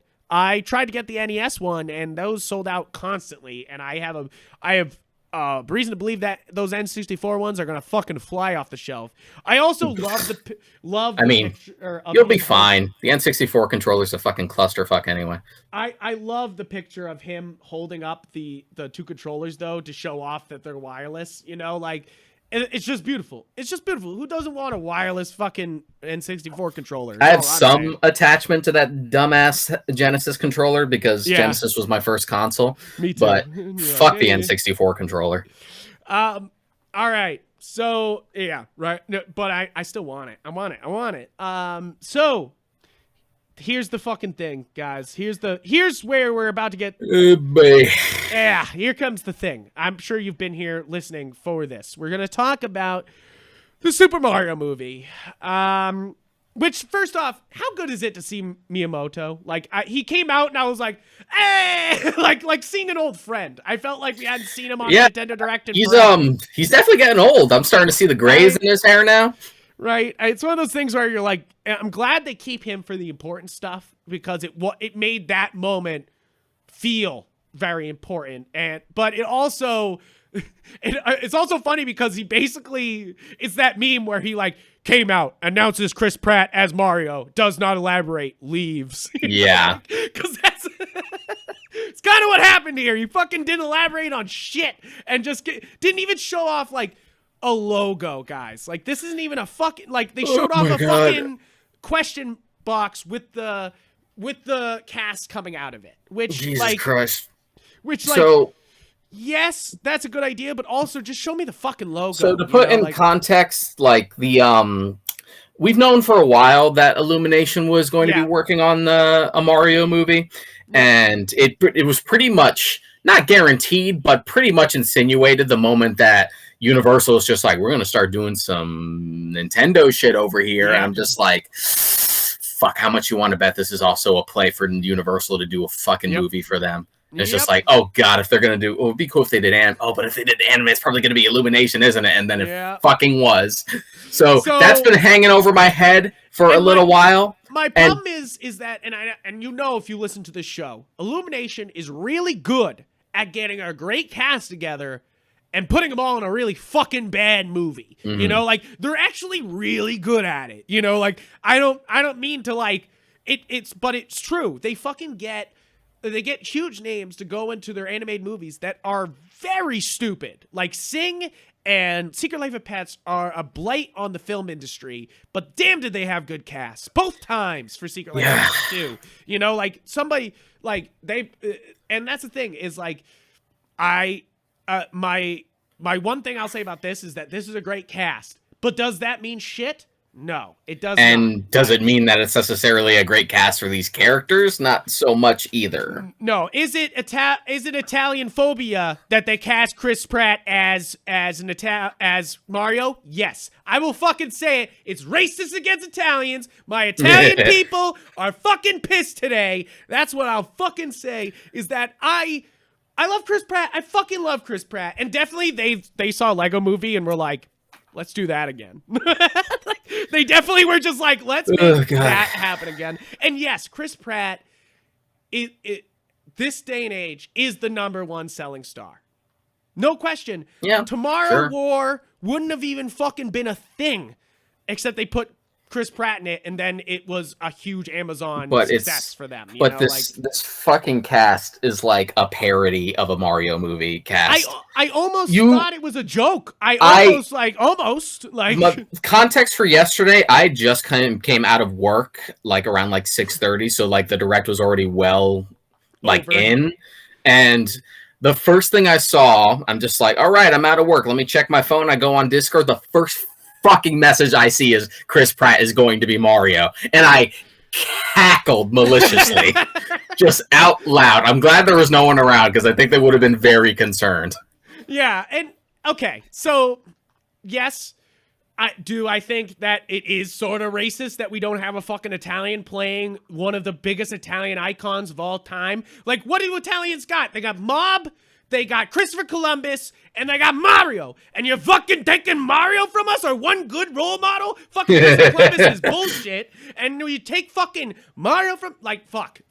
But to be fair, I was down on Chris Pratt a little bit, but then I sent you that clip today, where they were I sent it to you on Instagram, where they put,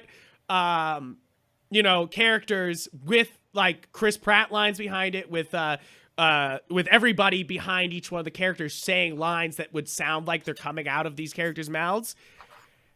And there's like this one moment from Parks and Rec that they played underneath Mario there, and he sounds like Mario, like really like Mario. Like, I've never, like, thought about that at all. Like, never thought that Chris Pratt sounds like Mario. But with this clip and over the Mario, like, image, it worked. Like, and I was kind of like, okay. Like, actually, like, because yes, is it weird and fucking strange and definitely money-driven? Yes. But can Chris Pratt probably do a good Mario voice? Yes. Like, I mean, sure. But yeah. it's like, again, we've talked about this before. Video game movies are a sore spot for me. All of them are guilty until proven innocent. No, and absolutely, this is that. I fucking don't believe. We already said it. Illumination is bad at making fucking animated movies and putting good cast in them. That's the only thing they're good at. It's just like they're literally like everything I hate about just like money grubbing like children's entertainment. And it's one of those things that, yes, you have Miyamoto involved, so like you have some hope that like hopefully he has enough power there. But it's one of those things that we've already seen the fucking what can happen with Super Mario Brothers movie, you know? Like, we've already seen how wrong this can go. So, and at least even with that, like, you look at, like, Bob Hoskins as Mario, just like, oh, that's fucking great. Yeah, right? Bad movie, but that's a great fucking choice. Yeah. Like, there seems like there was, like, care. It's just like, who seems like a Mario-ish actor that we can pick? Bob Hoskins. Yeah. Good. Whereas, like, here it's clearly just like, yo, who's gonna bring in the money? Yeah, and to be fair, yes, Chris Pratt is a big video game guy. Like, he's proven that he likes video games, and like, yeah, he's got a love for this character. But, this isn't it. Now, Charlie Day as Luigi, I can see that. I can sort of see, yeah. I can see it. And obviously, Charlie Day, I think, deserves more. I think people saw him in Pacific Rim, and I don't know why that didn't absolutely launch his fucking career into, like, so many movies, which I know he's in a lot of movies now, but, like, Pacific Rim he should be in everything. And, yeah. And I think that, that hopefully that'll be good. Now, Anya Taylor-Joy as Princess Peach, pretty good. Even if she was live action, I would be like, that's pretty good. Like, my reaction to that was just like, leave fucking Anya Taylor-Joy out of this. Yeah, like, she is doing great. She's 25 and her career is on fucking fire, and she's fantastic in like everything she's in. Leave her alone. Yeah, it sort of seems like it's like, yeah, it's like she's having one of the best years of her life with Queen's Gambit and Last Night in Soho, and then the next big movie she's gonna be in is fucking Mario movie. Which sure, like you always got the one for me, one for them, and a paycheck's a paycheck. But it's kind of like when they announced Barry Jenkins is going to be doing that fucking live action Lion King cool thing. I was just like, leave Barry Jenkins out of this. He's doing just fine with fucking Moonlight and like If Beale Street Could Talk. What do you got to drag him in for? Yeah, why you got to do this to him? Now, Jack Black as Bowser. That's the one thing that I was like, I love Jack Black, but I'm also still just like, meh. Yeah, like, will he sound like Bowser in the games? Probably not. And that's my one thing, is he's just going to be doing his, like, Brutal Legends voice, where he's just like, kind of like dropping it low. And we'll see. It's one of those things where Jack Black is endlessly fun, and he does whatever the fuck he wants all the time. Yeah. And hopefully this is one of those moments where he is doing whatever the fuck he wants. But it's also one of those things where Illumination did Kung Fu Panda, and the original Kung Fu Panda is one of the only good ones, I would say. Other than Megamind, Illumination doesn't make many fucking... That's DreamWorks, dude. DreamWorks. Oh, fuck. You're right. Fucking hell. What the fuck does Illumination do good? Not much. Not much at all. Not much at all. I'll tell you what, they didn't do well by the Lorax. Now, okay. The real perfect casting in this entire fucking thing, though, and I don't care what you say, is Keegan-Michael Key as Toad. I don't need sassy black man Toad. I don't fucking need it. I don't fucking need it. No, I need it. If you saw me on the last stream that I did with Ape Arcade, I was doing a bunch of my Toad voice, and that's what I want. I want because Keegan-Michael Key has a great yelling voice, and Toad is obviously yelling constantly. And I get it. I get the conceit, but like, I'm already annoyed by it. I can already see it. It's gonna be. I love funny. Keegan-Michael Key, but no, I don't need it. I mean, I don't need any of this really, but this specifically is just like, oh god, I can already see it, and it's already gonna be like so needling and shit. I don't know. I can kind of hear it now. It's just like, Mario, come here. You know, like I like that's how he sounds in the games, and that's all I fucking want is like either that or he's just gonna be like, you know, sassy black dude. Yeah, which is what I'm worried about, because if you want Keegan-Michael Key, you might want him to do the Keegan-Michael Key thing. So I mean, so to bring up the you brought up race here, so I gotta fucking call it out here. Is it fucking weird that we cast a white guy as Donkey Kong? Like, I know it's kind of offensive to cast a black person as a monkey. I think that's offensive, but it was better. You don't want to go there. No, but Donkey Kong has been coded a black guy forever, like ever. And yes, it's been offensive the whole time. Yes, it's been offensive, but representation matters, and obviously Donkey Kong was a fucking black character. Like, they made so many references to it in every Donkey Kong country. He's coded black, like, you know, like that's. Yeah, but here's the thing: you're dealing for a movie with general audiences who are probably not familiar with the way these franchises are generally treated. Just avoid it altogether. Yeah, no, just don't even fucking do it. Don't even go there. That was my moment. There is that, like, I'm like, they chose a really safe pick here, because if you had chosen somebody that everyone doesn't love, like Seth Rogen, you would have had people fucking angry, you know, like, but you chose Seth Rogen, and maybe that'll be fun. I do think Seth Rogen is I love Seth Rogen. I think he's very funny, and I think he's doing a great job for comic book movies and entertainment now. He fucked up Preacher, but, you know, did Invincible, and that redeemed him. But even in Invincible, when he's voice acting, all you hear is Seth Rogen. You cannot hear the character. It's not like, and it's so apparent in what's the food one that he's in, the animated food one where they Sausage Party or something. Sausage Party, which it's funny and it's absolutely ridiculous, and I'm glad they made that movie. Even though it's not very good, I'm glad they made that. But it's one of those things where the whole time you're like, that's fucking Seth. Like you're like, that's not the character. That's Seth Rogen. And and very few times do you ever really have that novelty like wear off. Like, I think it works in Invincible just because I don't know, Alan. Because Alan, it doesn't work in Invincible. It does work in Invincible because I've read the comics and I know what Alan is like as a character. Okay. It fits. That's not what I'm saying. What I'm saying is not that he's not Alan. What I'm saying is when he speaks, his star power cuts through the character, you know, like, so you're not thinking like Alan the alien. You're thinking Seth Rogen has shown up, you know, like, that's the problem, is not, because yes, he does a great job as Alan. It's great that he put himself in such a small role that's so important. So it's like, you know, he comes in. It'll be important later, but. Yeah, that's what I mean. Is like, it will ramp up, but it's one of those things that it's like all I heard was Seth Rogen when he talked. It like takes you out of the media, and absolutely him as Donkey Kong is gonna fucking rip you off the screen. Like, I think one of the major advantages of our listen to our Shang-Chi review.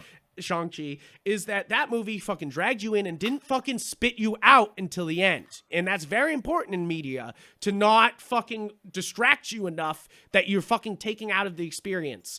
And absolutely Donkey Kong, Seth Rogen as Donkey Kong is going to fucking rip you out of the fucking experience.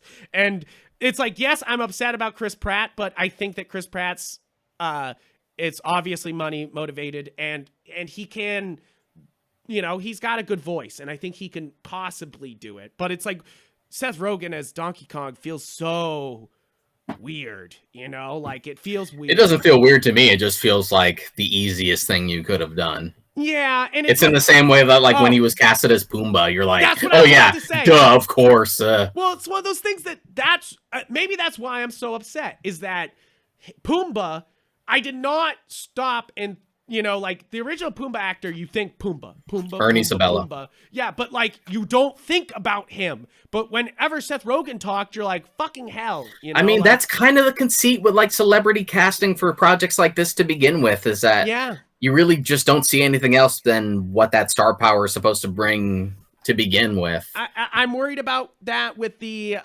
Eternals movie with Angelina Jolie being there. You know, like, I mean, of course, the rest of this cast is full of stars, but it always feels Angelina Jolie is such this big star that it feels weird when she's like, you know, in a project like that, where, and I think it's because they're playing characters you already know. Obviously, that's like if Angelina Jolie's playing something you don't know, it's a completely original thing. You don't think about that as often. That was my you know? problem Like, with Will Smith as Deadshot. Yeah, is that you think Will Smith the whole It's time? because You don't I know think Deadshot as a character. That's not Deadshot. That's just Will Smith in Deadshot's clothes. Yeah, and I think that obviously Idris Elba does a better job as Bloodsport because he melds into the character where you're all of a sudden like Bloodsport instead of Idris Elba, you know? That and Idris Elba also has better range. And I'm not saying Will Smith isn't a good actor, because he is and can be in the right project, but Idris Elba's got fucking range. A great example of this is John Cena, because John Cena, obviously when you see him in a movie, all you think is John Cena, but here in Suicide Squad, you're like Peacemaker, you know, like he finally leans into the character and like becomes it, and you don't think John Cena the whole time, which is the huge problem with using John Cena. Is either it's a good thing and you're thinking, haha, John Cena's doing this crazy thing, like in Cock Blockers, or now they just call it Blockers. You're like, haha, he's this crazy parent, John Cena being crazy, that's funny. But like, if it was just John Cena being crazy in Suicide Squad, it wouldn't have worked. Him being Peacemaker works, you know, like. Yeah, and the few times like Seth Rogen doesn't fall into like the same trap of like mostly playing the same guy, it fares pretty well. Like, you were genuinely surprised when we watched Steve Jobs and how good he was in that. No, to be fair, he's really good in that. I'm not, to be fair, I'm not saying Seth Rogen's a bad actor. I love it's just Seth one of those Rogen. things where like they have a brand, and sometimes that'll like cut through the actual, you know, narrative and will take you out. And it feels weird, you know, like, and sometimes that's a great thing. Like, I'm sure people are loving that new Hulu show, Murder, the one with Martin Short, Selena Gomez, and oh my God, why am I forgetting Steve Martin?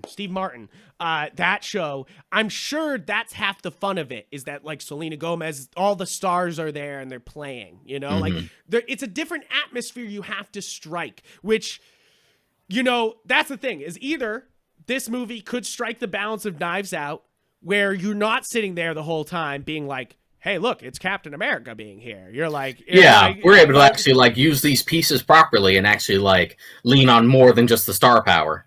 Yes, exactly. And I think Knives Out is the ultimate example of actually melding an ensemble and bringing a story together instead of letting the individual stars go through. But this is a video game movie done by Illumination, so I doubt that's going to be the case. Doubt it.